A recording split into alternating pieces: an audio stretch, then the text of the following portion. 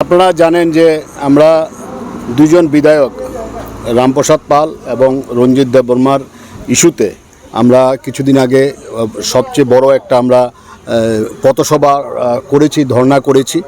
তারই আন্দোলনের অঙ্গ হিসাবে আমরা পরবর্তী সময় ওই দিনই আমরা মাননীয় মুখ্যমন্ত্রীর সাথে দেখা করেছি। আজকে আমরা মহামান্য রাজ্যপালের সাথে আমরা দেখা করেছি। আমাদের যে দাবি, যে দুজন দাবি, যে দুই বিধায়কের বিরুদ্ধে কি কি অভিযোগ এবং কি কি ব্যবস্থা গ্রহণের বিস্তারিত গভর্নরের কাছে তুলে ধরা হয়েছে এবং যেই কিছুদিন ধরে যে দুজন বিধায়ক যা কিছু করে চলছে সবাই রাজ্যবাসী দেখছেন এবং এটা নতুন করে আর বলার কিছু নেই। এটা বিভিন্ন পত্রপত্রিকা থেকে শুরু করে বিভিন্ন মিডিয়াতে এগুলো প্রতিনিয়ত দেখা যাচ্ছে এবং রাজ্যবাসীও জানে, আমরাও শহরবাসীকে জানিয়েছি। তো এই আন্দোলনের ধাপ হিসাবে আজকে আমরা মহামান্য রাজ্যপালের কাছে আমরা দেখা করেছি।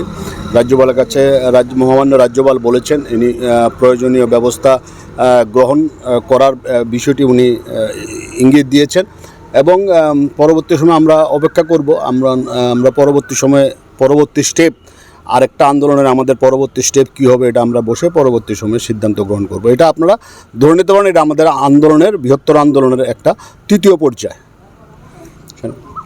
আমরা মহামান্য রাজ্যপালকে যে বিষয়টা বোঝানোর চেষ্টা করেছি যে একটা সভ্য সমাজে যখন সাংবাদিকরা বিপন্ন বোধ করে, ইনসিকিউরিটি ফিল করে, তখন সেই সমাজের গণতন্ত্র বিপন্ন হয়। এই বিষয়টা রাজ্যপাল মহোদয়কে আমরা বোঝানোর চেষ্টা করেছি।